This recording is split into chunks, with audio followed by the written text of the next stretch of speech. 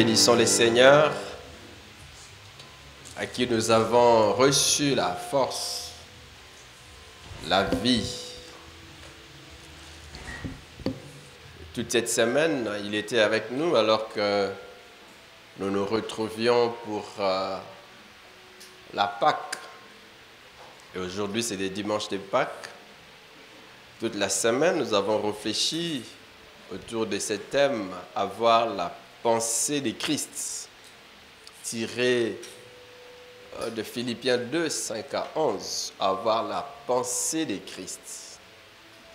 C'est à cause de sa pensée que le Christ est venu sur la terre et qui s'est donné lui-même pour nous, sa pensée. Et il a satisfait le cœur de Dieu. C'est intéressant que nous aussi, alors que nous sommes attachés à lui, alors que nous sommes encore vivants sur la terre, nous avons reçu Jésus, nous marchons avec lui, en tout cas si nous voulons avoir une vie qui donne gloire à Dieu, si nous voulons produire du fruit abondant, du fruit qui glorifie le Seigneur, nous devons avoir la pensée de Christ. Amen. La pensée de Christ. Relisons notre texte de Philippiens 2, 5 à 11. Ayez en vous la pensée qui était en Christ Jésus, lui dont la condition était celle de Dieu. Il n'a pas estimé comme une proie à arracher d'être égal avec Dieu, mais il s'est dépouillé lui-même en prenant la condition d'esclave, en devenant semblable aux hommes. Après s'être trouvé dans la situation d'un homme, il s'est humilié lui-même en devenant obéissant jusqu'à la mort sur la croix. C'est pourquoi aussi Dieu l'a souverainement élevé et lui a donné le nom qui est au-dessus de tout nom, afin qu'au nom de Jésus, tout genou fléchisse dans les cieux, sur la terre et sous la terre, et que toute langue confesse que Jésus-Christ est Seigneur, à la gloire de Dieu le Père. Est-ce qu'on peut acclamer le Seigneur? Acclame-le bien. Acclame-le bien. Alléluia. Il est Seigneur, il est Seigneur. Il est Seigneur. Donc Jésus était Dieu et il est Dieu depuis toujours, mais il a posé des actes. Le premier, c'est qu'il s'est dépouillé. Il s'est dépouillé. Le second, c'est qu'il s'est abaissé. Il s'est abaissé. Et alors que Paul écrit aux Éphésiens, il dit, mais soyez comme lui. Il s'est dépouillé.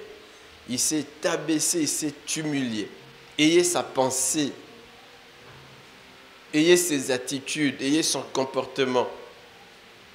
Imitez sa vie. Ayez ses convictions. Ayez ses sentiments intéressants. Ayez la pensée de Christ, c'est-à-dire les attitudes et les comportements qui ont caractérisé sa vie.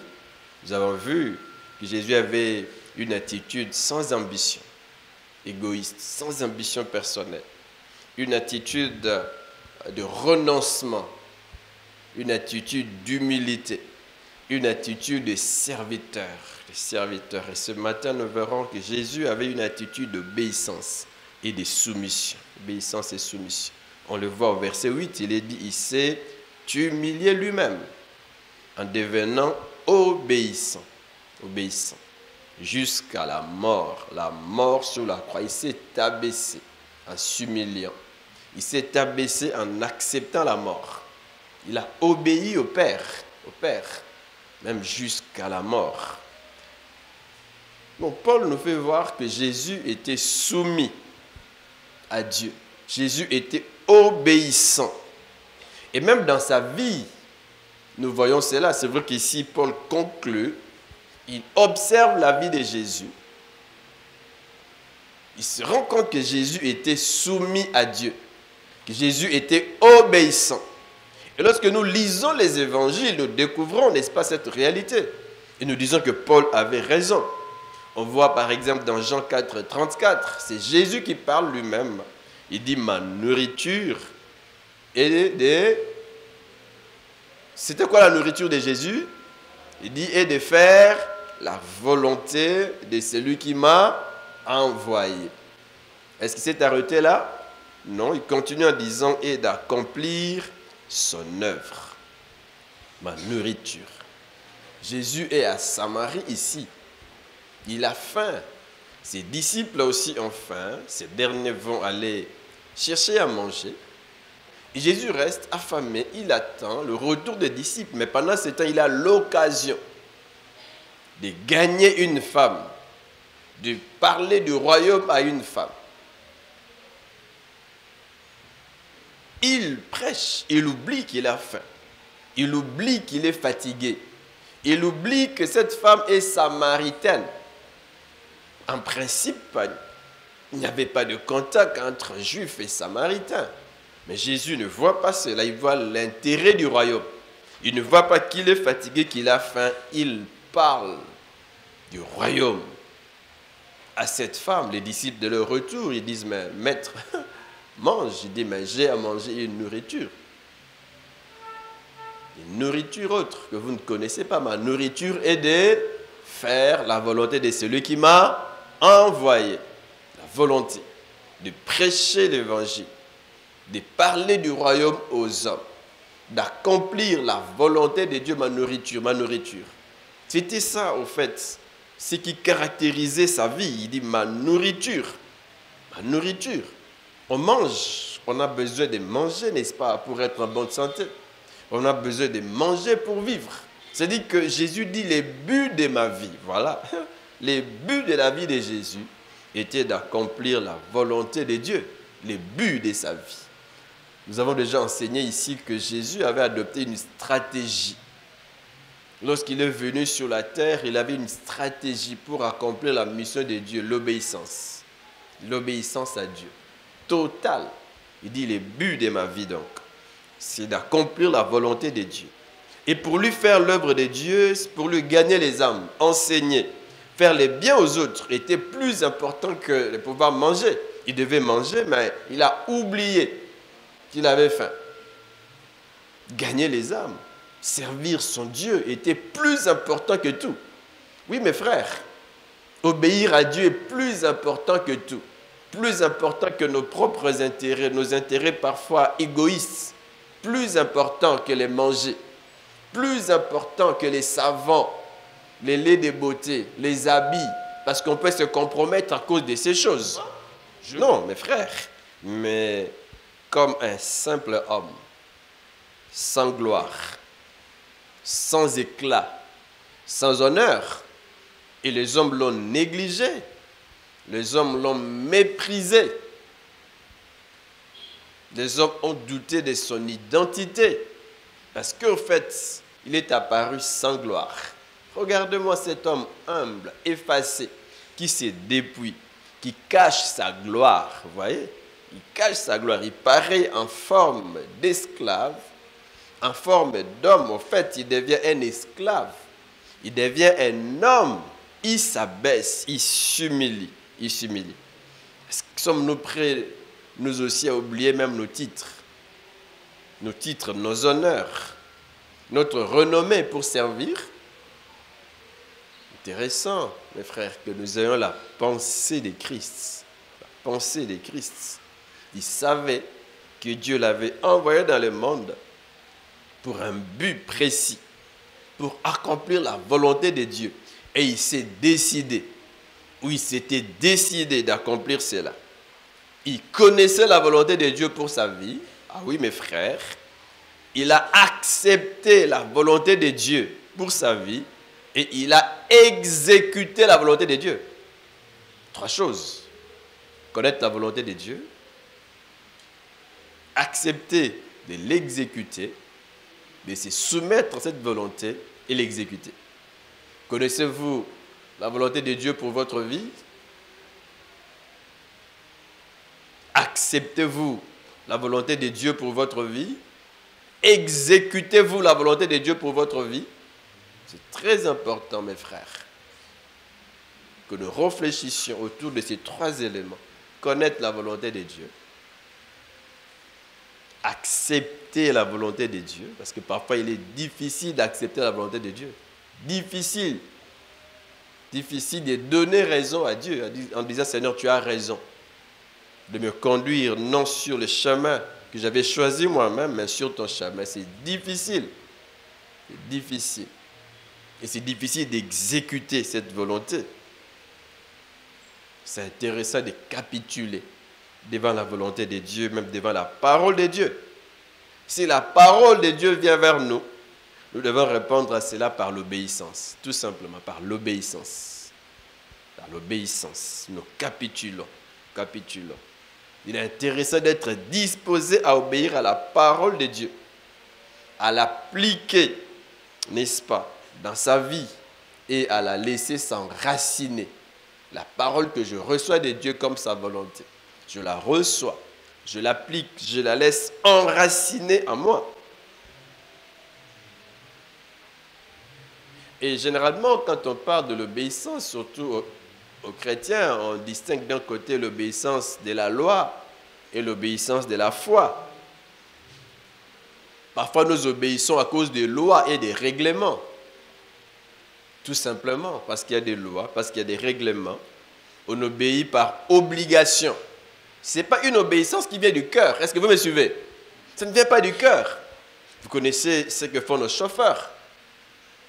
C'est lorsqu'ils voient les policiers, c'est que, en fait, comme on dit, le roulage, qui mettent la ceinture de sécurité. C'est par contrainte. Juste par contrainte. Ils ont peur d'être arrêtés. Mais ils ne voient pas que c'est pour leur sécurité. On doit les mettre parce que c'est pour ma sécurité. Parce que c'est bien. J'obéis par mon cœur. Mon cœur. J'accepte de mettre la ceinture de sécurité. J'accepte. Mais souvent, ce n'est pas le cas. On met seulement quand on sent qu'on risque d'être arrêté. Ah, mes frères, on ne doit pas obéir par obligation. Parce qu'on m'a obligé de contribuer. Parce qu'on m'a obligé de venir à l'église.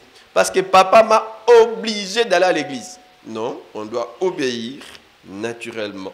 Une obéissance de la foi. Une obéissance du cœur. Les chrétiens pratiquent l'obéissance de la foi. Amen. Est-ce que vous êtes avec moi? L'obéissance de la foi. Il obéit à Dieu parce qu'il lui fait confiance.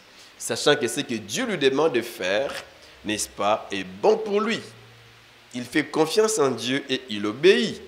Jésus disait aux gens, si vous m'aimez, vous obéirez à mes commandements. Si vous m'aimez. Si vous m'aimez, Jean 14, 15. Et si quelqu'un m'aime, Jean 15, 23. Si quelqu'un m'aime, il obéira à mes paroles. Ça, c'est l'obéissance à la foi. J'obéis à Dieu. Ça vient du cœur. C'est parce que j'aime Dieu que j'y obéis. Et c'est intéressant de retenir que la foi produit en nous la soumission à Christ. Un homme qui n'obéit pas aux exigences de Dieu n'a pas la foi. L'obéissance non de la loi, mais de la foi. Et la foi se manifeste par le renoncement à soi-même. Pas ce que je veux, mais ce que Dieu veut. Pas d'abord mes projets, pas d'abord ma volonté. Mais d'abord ce que Dieu veut, d'abord les projets de Dieu. Pas d'abord ce qui me plaît à moi, mais ce qui plaît à Dieu. Est-ce que cet homme plaît à Dieu? C'est vrai qu'il me plaît, mais est-ce qu'il plaît à Dieu? Cette femme me plaît, oui, mais est-ce qu'elle plaît à Dieu? Ce projet, cette proposition me plaît. Je trouve qu'il est bon que je voyage, mais est-ce qu'il est aussi bon pour Dieu que vous voyagiez? Intéressant, le renoncement. La foi produit le renoncement à soi-même, pas ce que je veux. Et la foi produit un abandon total à Dieu, une dépendance totale. Parce que je crois en Dieu, parce que je l'aime, eh ben je renonce à moi-même. Je renonce à moi-même et je m'abandonne totalement à lui. C'est ce que Jésus a fait. Il a renoncé à lui-même. Et il s'est abandonné à Dieu. Il vient pour faire la volonté de Dieu. Père, entre tes mains, je remets mon esprit. Un abandon total, total, total. C'est aussi le cas avec Abraham. Abraham a cru. Abraham a agi selon ce que Dieu lui avait demandé. Abraham, c'est un exemple de foi, un exemple d'obéissance à Dieu. Nous le savons qu'il était l'aîné d'une famille de 3 enfants. 2, il était héritier de son père. 3, sa ville natale était grande. Sa ville natale était prospère. Prospère. Prospère. Il avait, si vous voulez, un cadre de référence bien connu, bien défini. Et il se reconnaissait dans ces cadres. Il se reconnaissait. Malheureusement, un autre élément qu'on peut noter, sa famille était idolâtre. Idolâtre, il devait vraiment la quitter. Et il avait 75 ans.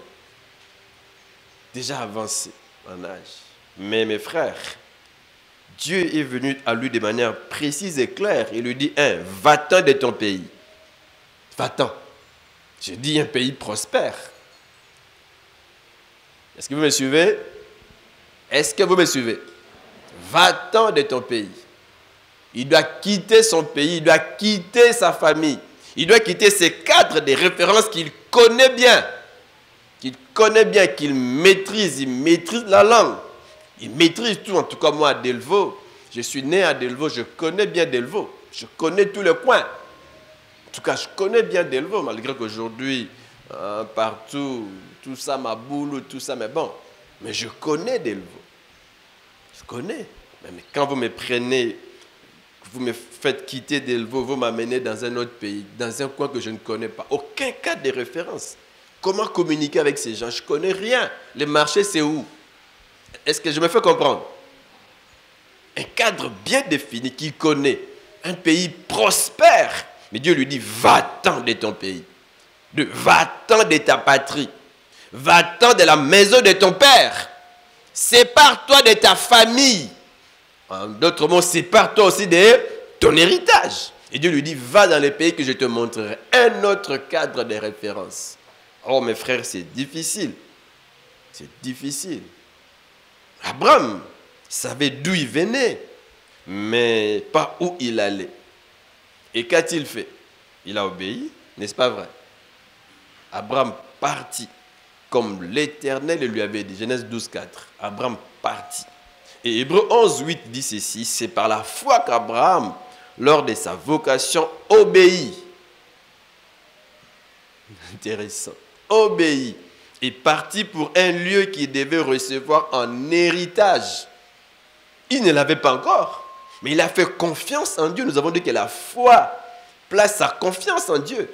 L'obéissance de la foi. C'est parce que j'ai confiance en Dieu que j'obéis. Ce que Dieu me demande, c'est pour mes biens. Ce n'est pas pour me détruire. Même s'il me faut me séparer de ceci, de cela, de ces fétiches qui me protégeaient. Je pensais que ces fétiches pouvaient, n'est-ce pas, faire mon bonheur, pouvaient me protéger contre mes ennemis. Parce que vous savez que, surtout plus l'on monte, on devient de plus en plus riche, de plus en plus fort sur le plan même politique, tout ça. On commence à avoir un peu plus d'ennemis et on veut se protéger. On s'est dit, mais il faut que je me protège. Que je cherche des marabouts, des magiciens, des fétiches. Mais celui qui fait confiance en Dieu, il va dire, Dieu est contre ces choses. Malgré tout, je lui fais confiance. Je ne m'attache pas à cela. L'obéissance de la foi. J'ai confiance en Dieu. Il ne veut pas que je pratique ces choses, que j'entre dans l'occultisme, que je me protège en guillemets. Mais lui est ma protection, je lui fais confiance. Je continue à vivre loin de ces choses.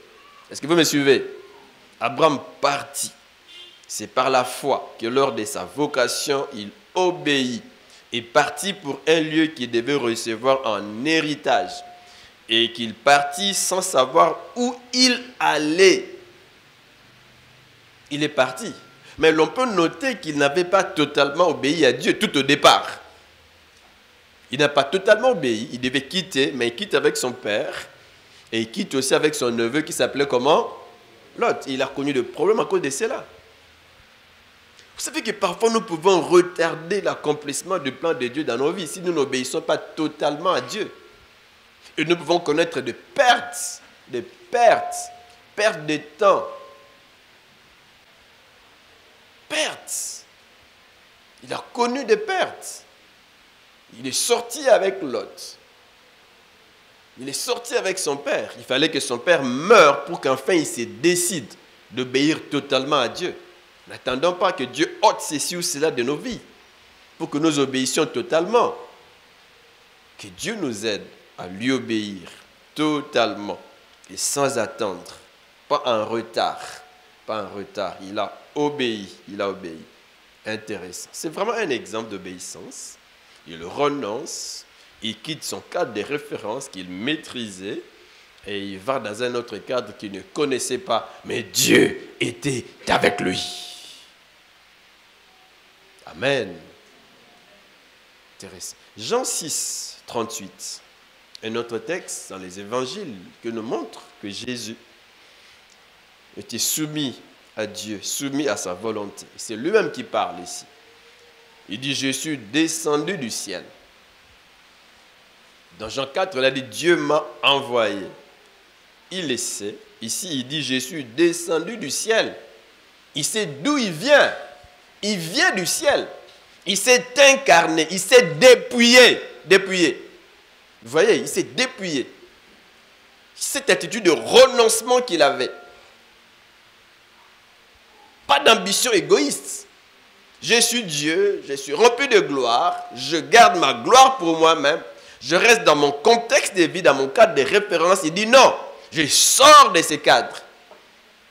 Parce que Dieu a des intérêts dans un autre cadre de référence, il faut que j'y aille, que j'aille dans le monde pour sauver les hommes. C'est ce que Dieu veut et j'y vais. Il renonce, il dit non, c'est vrai, ici, je suis rempli de gloire et tout, mais bon, j'accepte de tout laisser pour accomplir la volonté du Père. Il dit, je suis descendu du ciel, il le sait, pour faire non ma volonté. Descendu pour un but, et il le sait bien, il le sait bien.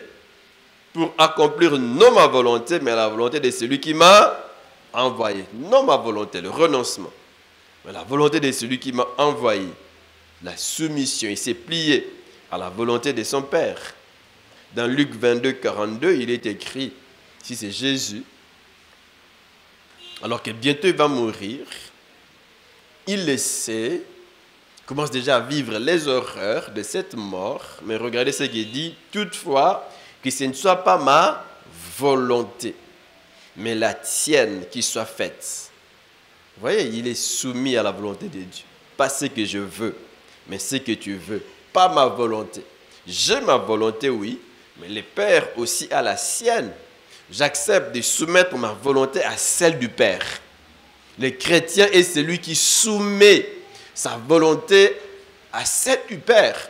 La bonne attitude, l'attitude de Jésus pour le croyant, c'est de soumettre sa volonté à la volonté de qui? Du Père. Moi, je veux ça, mais qu'est-ce que le Père veut? Ah, vous voyez, qu'est-ce qu'il veut? Je peux voler des milliers d'argent. Et entre guillemets, ma vie change. Je peux fuir. C'est ce que je veux. C'est ce que je trouve bon pour moi. Mais en tant que chrétien, j'ai dit non, ce n'est pas ce que Dieu veut. Est-ce que vous êtes avec moi? J'ai dit non, parce que ce n'est pas ce que Dieu veut. D'abord, ce que Dieu veut. D'abord, ce que Dieu veut. Pas ce que moi je veux. Pas ce que moi je veux. J'ai donné l'exemple du mariage. Je veux cet homme. Je trouve qu'il c'est un bon mari pour moi. Cette femme, je l'aime. Mais est-ce qu'elle a le cœur de Dieu? Est-ce qu'il a le cœur de Dieu?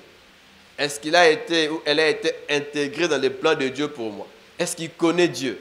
Même s'il a de moyens. Même si mon cœur bat pour lui, pour elle. Mais est-ce qu'il connaît Dieu?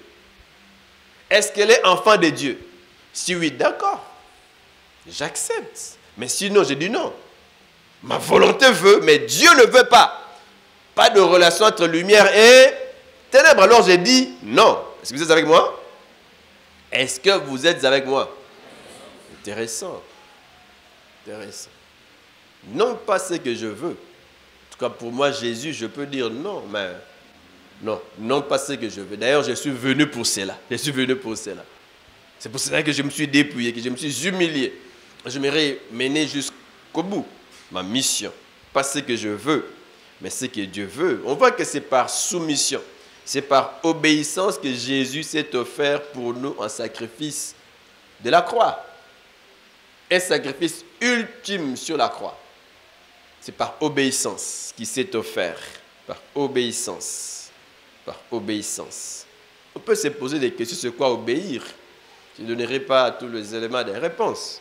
Mais on peut noter qu'obéir à Dieu, c'est premièrement s'attacher à sa volonté, à la volonté révélée de Dieu. La volonté révélée de Dieu à sa parole. Qu'est-ce que la Bible dit? Qu'est-ce que la Bible me demande d'être, de faire? Je me soumets à la parole révélée de Dieu. Par exemple, la Bible dit qu'il n'y a pas de relation entre ténèbres et lumière. J'accepte parce que parfois nous cherchons à connaître la volonté de Dieu. Seigneur, quelle est ta volonté? Mais la Bible est claire. La Bible te dit qu'il n'y a pas de relation entre lumière et ténèbres. La Bible te dit ne vole pas, ne triche pas, ne corrompt pas. La parole de Dieu est claire. Est claire. Est-ce que vous me suivez? C'est obéir à la volonté révélée de Dieu. Obéir à la parole de Dieu. La parole de Dieu. Obéir. C'est quoi obéir? Deuxième élément, c'est suivre les orientations particulières. Les directives de Dieu. Il arrive à Dieu de nous orienter de manière particulière. De nous donner ses directives. Directives. D'une manière ou d'une autre, par la prédication, par une conviction intérieure, par un conseil que nous pouvons recevoir à gauche ou à droite. Un conseil qui vient de Dieu. Dieu peut nous donner des directives particulières. Et n'oublions pas que c'est dans l'obéissance à la parole de Dieu et même aux directives particulières de Dieu que nous vient la bénédiction, que nous viennent des victoires. En tout cas, si vous recevez de Dieu une directive particulière, sachez que Dieu veut vous bénir. L'obéissance à cette directive particulière va vous amener la bénédiction, va vous ouvrir des portes. Il y a des portes qui s'ouvrent comme ça. Vous cherchez Dieu pendant longtemps, pendant des années. Mais parfois, Dieu vous avait donné une directive particulière. Il vous a demandé peut-être de consentir un sacrifice. Il vous a demandé de vous tourner vers son église, vers un frère, vers une soeur, vers un membre de votre famille pour lui faire du bien. Pour le faire du bien. Si vous obéissez, vous bénit. Il vous bénit. Ça arrive, mes frères. Ça arrive. Ça arrive. Même nous, en tant que pasteurs, ça peut arriver que Dieu te touche. Ou une porte s'ouvre, quelqu'un qui vient, il dit, pasteur, ça c'est pour l'église. Ça c'est pour l'église. Il n'y a pas longtemps, un membre de ma famille, on priait pour qu'une porte s'ouvre. Et la porte s'est ouverte, ils ont eu de l'argent, l'enveloppe est venue, on t'a envoyé ça. Et non, pas autant, on a envoyé à l'église ça. Hein? Ça c'est pour l'église, on a envoyé la dîme à l'église, la dîme. Vous vous souvenez, je l'ai vu, j'ai dit, bon, ça vient de tel, il le connaît. Mais il a dit que c'est la dîme. Je lui ai donné ça. Il y avait un besoin dans l'église, on s'en est servi. Vous êtes avec moi? Ça nous arrive en tant que serviteurs. L'argent vient, mais on dit c'est pour l'église. Comme on dit c'est pour l'église. Ce n'est pas pour toi. Ce n'est pas pour tes propres besoins. C'est pour l'église. Je l'ai dit. À plusieurs reprises, je dis non, ça c'est pour l'église. C'est venu d'un ami. C'est venu d'un membre de ma famille. Prenez, parce que c'est pour l'église. Et souvent, après ça, Dieu bénit toujours. Est-ce que vous comprenez? Dieu bénit toujours, toujours, toujours. Lorsque nous sommes obéissants à Dieu, ce qui est à Dieu, c'est à Dieu. Il peut te donner une directive particulière. Fais du bien à tel frère. C'est donc en obéissant à de telles directives que Dieu nous ouvre des portes. Regardez ce qui s'est passé dans Juge, avec la prise de Jéricho. Non, dans Josué avec la prise de Jéricho, Josué 6. Dieu a donné des directives particulières. Vous devez tourner, faites des tours. Chaque jour, un tour autour de la ville. Mais les derniers jours, faites combien de tours?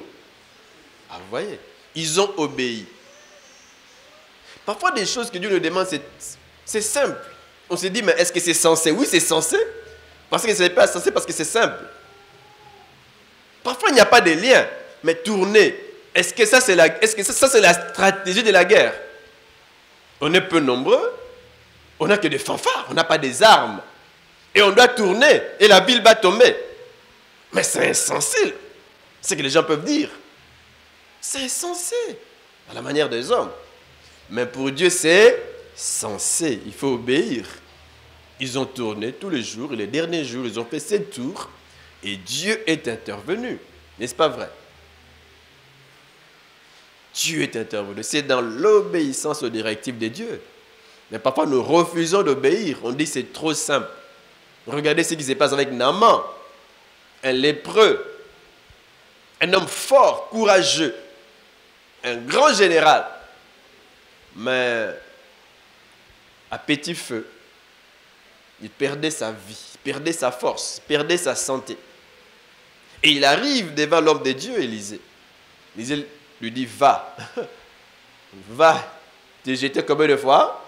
7 fois dans les jours de va. Il dit, mais tiens, voyez, il est rempli de lui-même. Tiens, il n'est même pas sorti devant moi. Je suis un général. Pourquoi l'homme de Dieu ne peut pas venir devant moi? Sortir. Il m'envoie son serviteur. Et pourquoi je ne peux pas aller me laver chez nous? Avec des eaux beaucoup plus propres que celles de Jéricho. Beaucoup plus propres. Oui, c'est propre. C'est chez vous. Mais Dieu est ici. Dans les Jourdains. Va. Va. Il refuse. Heureusement qu'il avait des bons conseillers. C'est intéressant d'avoir de bons conseillers. Même lorsque aussi Dieu nous place devant une autorité, mes frères, prodiguons-lui de bons conseils, des conseils sages, inspirés de Dieu. Est-ce que vous êtes avec moi? Heureusement qu'il avait des bons conseils. Ils disent, mais père, si le prophète t'avait demandé quelque chose de difficile, tu aurais fait cela. Comme si tu avais demandé 50 000 $, 100 000 $, 200 000 pour ta guérison, tu allais donner. Mais maintenant, il te demande quelque chose de simple. Va seulement te jeter. Va seulement te laver. C'est naturel de se laver, n'est-ce pas? Va te laver seulement. Va. C'est quand il a obéi qu'il a été guéri. La Bible dit que sa peau est redevenue saine. Saine. Lorsqu'on reçoit une directive particulière, en plein sommeil, Dieu vous visite. Un conseil par la parole de Dieu. Il y a toujours ce que Dieu nous dit de manière directe et ce qu'il nous dit de manière indirecte. Une directive particulière, il faut toujours obéir. Toujours obéir. Toujours obéir. Amen. Est-ce que vous me suivez? Intéressant.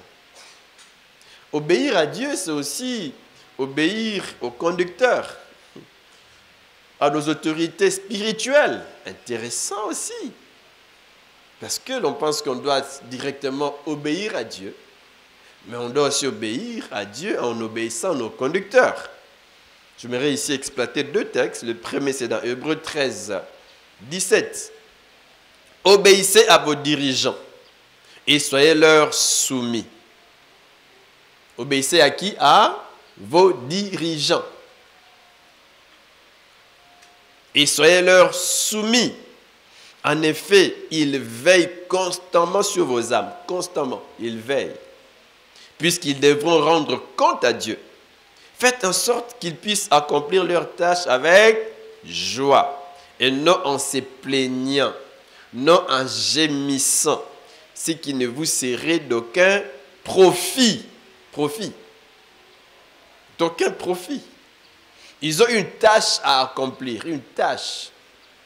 Une tâche à accomplir. Ils veillent constamment sur vous. Ils veillent. Vous voyez, on dit que Dieu veille sur nous, que nous avons une bonne vie, que nous sommes protégés. Mais Dieu aussi a établi des hommes qui veillent sur nous, qui prient pour nous, qui réfléchissent pour notre bonheur et qui plaident notre cause devant Dieu. Est-ce que vous me suivez? Ils veillent sur vos âmes. Ils ont des comptes à rendre à Dieu pour chacune des brebis du Seigneur. Pour chacun de vous. Des comptes à rendre. En tout cas, en tant qu'autorité spirituelle, nous avons des comptes à rendre pour tous ceux qui sont avec nous dans nos départements.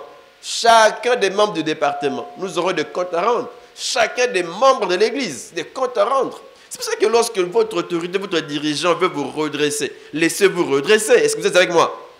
Laissez-vous redresser. Je l'ai dit ici que généralement, la Bible dit que si vous donnez des conseils aux sages, il deviendra beaucoup plus sage. Quelqu'un qui est ouvert au conseil, ouvert aux réprimandes, si vous l'aidez, vous le conseillez, vous l'orientez, il deviendra beaucoup plus sage, beaucoup plus attaché à Dieu, beaucoup plus attaché au département, au ministère, au service. Mais si vous donnez conseil, entre guillemets, au fou, à un homme insensé, quelqu'un qui est rempli de lui-même, il peut même se tourner contre vous. N'est-ce pas vrai? Même dans l'église, c'est vrai. Ah, il est contre moi, mon camion est contre moi, les pasteurs sont contre moi. Pourquoi a-t-il dit cela? Parfois, c'est pour votre bien qu'il l'a dit, qu'il l'a fait. Deux catégories de gens dans l'église, ceux qui sont sensés et ceux qui sont insensés. Ceux qui sont remplis d'eux-mêmes, qui croient qu'ils ne peuvent rien recevoir de Dieu ou des dirigeants. Laissons, n'est-ce pas? Laissons-nous être dirigés. Obéissez à vos dirigeants et soyez leur soumis. Soumis. Chaque brebis est appelée à obéir au conducteur et à leur être soumis. La version Parole de vie dit ceci. Obéissez à vos conducteurs. Est-ce que vous me suivez? Obéissez à vos conducteurs. Acceptez leur autorité. Et soumettez-vous à leur direction. Ils vous dirigent, soumettez-vous à leur direction. Soumettez-vous. Vous pouvez vouloir sortir pour aller commencer une église, tout ça, je peux vous dire, attendez, ce n'est pas encore le moment. Mais parfois, on croit que les pasteurs sont contre. Ce n'est pas encore le moment. Attendez, attendez. Vous avez encore à apprendre. Attendez. Ah, il est contre moi. Il est contre moi. Pasteur, je veux aller prêcher quelque part. Non. Vous savez, le pasteur est libre. Ici, je parle aux serviteurs, aux collaborateurs et tout. Même à tout membre de l'église. Le pasteur est libre de dire non. Et puis, n'allez pas prêcher quelque part si le pasteur ne le sait pas. Et si le pasteur n'est pas d'accord. Est-ce que vous me suivez? Est-ce que vous me suivez? Même si vous sentez qu'il y a un grand fardeau, votre ami, un collègue, vous appelle quelque part pour aller prêcher, il faut que les pasteurs en soient au courant. Que la lettre soit adressée à l'église, au nom du pasteur. Et il peut dire non, il est libre de dire même si ça bouillonne, même si l'on vous a promis des milliers d'argent après la prédication, les pasteurs peuvent dire non et accepter cela. Un enfant sage se soumet. Est-ce que vous êtes avec moi? Se soumet. Ne sortez pas comme vous voulez pour prêcher à gauche et à droite. Attention. Attention. Attention. Obéissez à vos conducteurs. Acceptez leur autorité. Et soumettez-vous à leur direction. L'on peut penser qu'on obéit à Dieu, mais lorsque l'on n'obéit pas aux conducteurs, aux dirigeants, aux autorités spirituelles, on est un enfant désobéissant. On n'obéit pas à Dieu et on ne sera jamais béni. Est-ce que vous me suivez? Ce n'est pas ça l'attitude de Christ. Christ s'est soumis à son Père. Il s'est soumis à la volonté de son Père. Il s'est même soumis à la loi. À la loi. Il s'est soumis à la loi. Il allait à Jérusalem lors de grandes rencontres, lors de grandes fêtes. Soumis. Il allait à la synagogue. Il obéissait à la loi. Il était complètement soumis en tant que juif. Il était soumis à la loi juive. Est-ce que vous me suivez? Intéressant. Intéressant. Obéissez à vos conducteurs. Ils veillent sur vous, puisqu'ils devront un jour en rendre quant à Dieu, qu'ils puissent s'acquitter de leurs tâches avec joie, et non pas dans la tristesse, dans la peine, ce qui ne vous serait d'aucun avantage. Lorsque votre conducteur a de la peine pour vous, lorsqu'il gémit à cause de vous, ce n'est pas pour notre avantage, ce n'est pas pour votre avantage. Amen. Un deuxième texte complémentaire, 1 Thessaloniciens 5, 12 à 13. 1 Thessaloniciens chapitre 5, du 12e au 13e verset. Nous vous prions, frères, d'avoir de la considération pour ceux qui travaillent parmi vous, qui vous dirigent dans les seigneurs et qui vous exhortent. Ayez pour eux beaucoup d'affection à cause de leur œuvre. Soyez en paix entre vous. Ici, Paul relève d'un côté le rôle du responsable chrétien en soulignant qu'il travaille parmi vous. Il travaille parmi vous. Il travaille dur. Il se donne de la peine pour vous. Il vous dirige, il vous exhorte, il vous avertisse, il vous reprenne. Ils vous reprennent. De l'autre, Paul relève les responsabilités des membres. Paul dit, ayez de la considération pour eux. Du respect. Il faut le respecter. Et de l'affection, de l'amour, il faut les aimer. Les vérités qu'ils prêchent peuvent nous faire mal, mes frères. Mal. Malgré cela, nous devons les aimer et les respecter. Est-ce que vous me suivez? Les responsables peuvent nous reprendre, nous réprimander. Malgré cela, nous devons les aimer. Quelqu'un dit, il n'est pas toujours facile d'aimer naturellement une personne qui vous réprimande. Naturellement, il est difficile d'aimer une personne qui vous réprimande.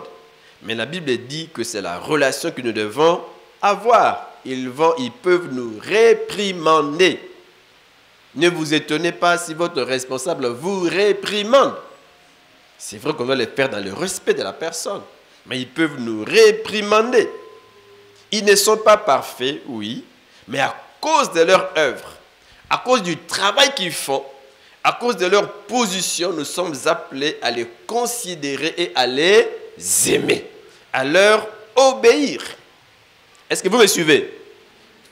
Est-ce qu'on est ensemble? Est-ce qu'on peut faire ceci pour que je sois sûr que vous êtes là? Nous pouvons être plus instruits, plus riches, plus âgés que les responsables, plus instruits, plus riches, plus influents dans le monde. Malgré cela, nous sommes appelés à le respecter à cause de leur position. Position. Amen. Amen. C'est quoi encore obéir à Dieu? Obéir à Dieu, c'est aussi obéir aux parents. Obéir aux parents. Vous ne pouvez pas dire que vous avez l'attitude de Christ, l'attitude d'obéissance. Moi, j'obéis à Dieu. Si vous n'obéissez pas aux parents, impossible. Impossible. Les hommes que vous voyez, vous ne leur obéissez pas. Vous dites que vous obéissez à Dieu que vous ne voyez pas. Impossible. J'ai dit que Jésus était soumis pas seulement à Dieu, mais aussi à la loi et à ses parents. Dans Luc 2, 51, la Bible soutient que Jésus était soumis à ses parents. Soumis, il leur était soumis. Amen. Voilà un peu ce que nous pouvons retenir par rapport à l'obéissance. J'obéis à la parole que déjà Dieu a révélée. J'obéis à ses directives particulières. Vous pouvez avoir de l'argent, beaucoup, mais Dieu vous dit ce n'est pas pour vous. Ce n'est pas pour vous. C'est pour tel frère, c'est pour telle famille. Obéissez tout simplement. Obéissez. Obéir aux responsables. Obéir à nos parents. Intéressant. Intéressant. Et par rapport à Jésus, nous pouvons noter que obéir à Dieu peut nous coûter cher. Il n'est pas toujours facile d'obéir. L'obéissance peut nous coûter cher. Au sujet de Jésus, il est dit au verset 8, il s'est humilié lui-même. Comment s'est-il humilié ici? En devenant obéissant. Il s'est humilié en obéissant. Mais quelle sorte d'obéissance? On dit en obéissant jusqu'à la mort. Vous voyez que la mort, les risques peuvent suivre notre obéissance. C'est vrai, Jésus est mort volontairement, personne ne l'a forcé. Il dit, c'est de moi-même que je donne ma vie. Il dit, personne ne peut m'ôter la vie sans mon consentement. Je les sacrifie de mon propre gré. Lui-même s'est offert à Dieu. Et il savait qu'il allait mourir, il a accepté cela. À cause de son obéissance, il est passé par la mort. Est-ce que vous êtes avec moi? Par la mort. Est-ce que c'est facile d'obéir quand il y a des risques? C'est facile lorsqu'il n'y a pas de risques. C'est facile de donner $1 à un frère, à une sœur. C'est facile, n'est-ce pas vrai? Pour certains, c'est facile de donner 10 dollars. Pour d'autres, c'est facile de donner 100 dollars lorsque Dieu dit donne 100 dollars à ses papas. C'est facile, n'est-ce pas? N'est-ce pas vrai? C'est facile. Tu as 10 paires de chaussures, Dieu te dit, prends une paire, donne. Ça peut être peut-être facile. J'en ai 10. J'en resterai avec 9. Mais si vous n'en avez qu'un seul, ou une seule paire, une seule chemise, Dieu vous dit, cette chemise-là, donnez-la à ses frères. Cette paire de chaussures. C'est 100 dollars que vous avez. C'est pour vous-même, oui, mais donnez-les. Veuve de Sarepta, tu n'as rien à manger pour toi. Tu n'as qu'une petite quantité d'huile et de farine. Prépare d'abord pour mon serviteur. Oh Seigneur, est-ce que c'est facile? Je n'ai que ça. Et d'ici, je prépare, au fait, je cherche quelques brindilles, quelques morceaux de bois. Je vais préparer, faire en fait, un petit gâteau pour moi et pour mon fils. Nous allons manger et nous allons mourir parce que nous n'aurons plus rien à manger. Il y a la sécheresse, il y a la famine partout. Mais Élie lui dit, prépare d'abord pour moi, vous voyez. Ce n'était pas facile. Mais lorsqu'elle a obéi, n'est-ce pas, une directive particulière, elle a été bénie. Mais ce n'est pas facile d'obéir. J'ai dit qu'on peut obéir quand cela ne nous coûte pas. Quand on ne risque rien. Quand il n'y a aucun danger pour nous. Mais sommes-nous prêts à obéir quand cela peut nous coûter des souffrances, des pertes? Sommes-nous prêts? Des pertes, des persécutions en famille, des persécutions dans des pays fermés à l'évangile, dans des familles, n'est-ce pas, tournées vers l'occultisme, vers l'islam, et qui n'aiment pas que l'on se tourne vers Jésus. Est-ce que c'est facile? Sommes-nous prêts? Abraham a obéi dans une situation difficile. Il doit perdre son fils unique. Son fils unique doit perdre sa vie. Et alors que Sarah savait bien qu'il était sorti avec Isaac, revenir sans Isaac, quelle explication allait-il donner à Sarah? Il a obéi dans une situation difficile. Difficile. Et Jésus aussi a obéi. Il est passé par la mort. Quelle obéissance? Obéissance totale. Obéissance suprême. C'est ça la pensée de Christ. Une pensée, une attitude d'obéissance et de soumission à Dieu. Nous devons avoir l'attitude de Jésus. Nous soumettre à la volonté de Dieu. Obéir à Dieu sans réserve, sans tarder, sans explication. Mais de quelle mort s'agit-il ici? Jésus est mort de quelle mort? D'une mort, on dit qu'il est mort sur la croix. Est-ce que vous me suivez? Il n'est pas simplement mort. On peut mourir simplement, sans danger, on meurt. Mais ici, il meurt de la mort de la croix. La mort de la croix était réservée aux pires criminels. Est-ce que Jésus était un criminel? Non. Réservé aux pires criminels. Le Romain n'est passé pas par la croix. On devait le respecter. La croix, c'était le moyen le plus cruel, a dit même un homme. Le plus cruel et le plus douloureux de mettre un homme à mort. Le plus cruel. C'était la forme la plus ignominieuse, la plus honteuse de mourir. Quelle honte, quelle ignominie, être cloué à la croix. Le dictionnaire biblique pour tous soutient ceci. Après sa condamnation, les criminels étaient flagellés avec un fouet aux lanières de cuir. On te flagelle. Bazo beto fimbu. Na basonge a fimbu basete. Ce qui est coach to baro benda boy. Ça picore et ozo qui ça. Ils ozo qui ça. Ils ont même ba posanzoto makila ozozoka. Donc les criminels étaient flagellés avec un fouet aux lanières de cuir, puis étaient contraints de porter la traverse de sa croix, on le voit avec Jésus, comme un esclave jusqu'à l'endroit de son exécution à l'extérieur de la ville. On le déshabillait, on le couchait à terre avec la traverse de la croix.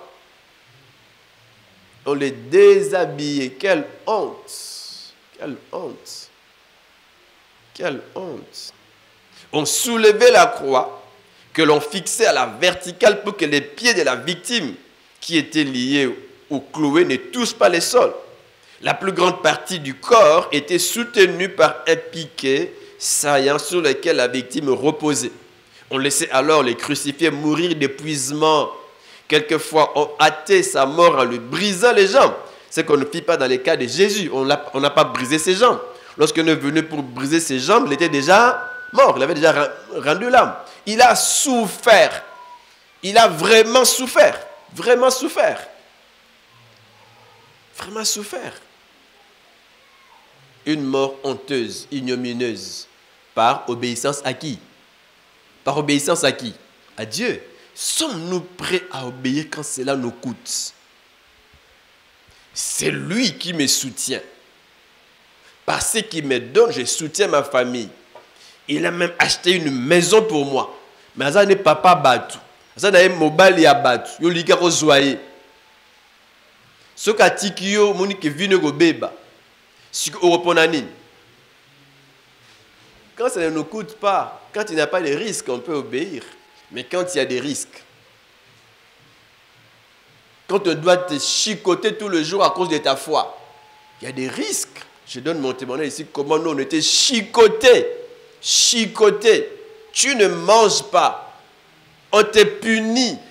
Ayant le regard sur Jésus, le chef et le consommateur de la foi, qui, en vue de la joie qui lui était réservée, a souffert la croix, méprisé l'ignominie, et s'est assis à la droite du trône de Dieu. Considérez en effet celui qui a supporté contre sa personne une telle opposition de la part des pécheurs, afin que vous ne vous lassiez point l'âme découragée. Une autre version dit, gardons les yeux fixés sur Jésus, dont notre foi dépend du commencement à la fin. Il a accepté de mourir sur la croix. La Pâque nous rappelle la mort de Jésus. Quelle mort? Une mort ignominieuse. Une mort honteuse sur la croix. C'est pour moi, c'est pour toi. Considérez, en effet, celui qui a supporté contre sa personne une telle opposition de la part des pécheurs. Opposition. Les chrétiens hébreux voulaient se décourager. Mais on leur dit, mais attention, ne vous découragez pas. Jésus a supporté l'opposition. Il a souffert. Il est passé par la mort. Il ne s'est pas découragé. C'est lui le modèle de persévérance dans la souffrance. Souffrance à cause du nom de Jésus. Vous souffrez, on vous persécute. Mais tenez bon. Jésus a tenu bon pour nous. Il est mort, ce n'est pas une simple mort. Il est mort de la mort de la croix. Une mort cruelle, réservée aux criminels. Une mort ignominieuse. Persévérez. Persévérez. Ayons le regard sur Jésus qui est mort pour nous, mes frères.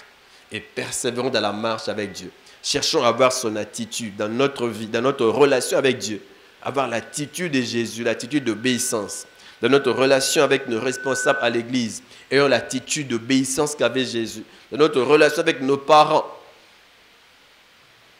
Avec les lois du pays. Ayons l'attitude qu'avait Jésus, l'attitude d'obéissance. Et Dieu nous bénira. Nous continuerons les dimanches prochains. Est-ce qu'on pouvons courber nos têtes pour la prière? Courbons nos têtes pour la prière. Avoir l'attitude de Jésus. Une attitude d'obéissance. J'aimerais que chacun dise, Seigneur, aide-moi à t'obéir, quels que soient les cas. Quel que soit ce que cela peut me coûter, quels que soient les risques. J'aimerais obéir. Donne-moi ce cœur obéissant. Obéir à ta parole. Obéir à tes directives particulières. Obéir à mes autorités spirituelles.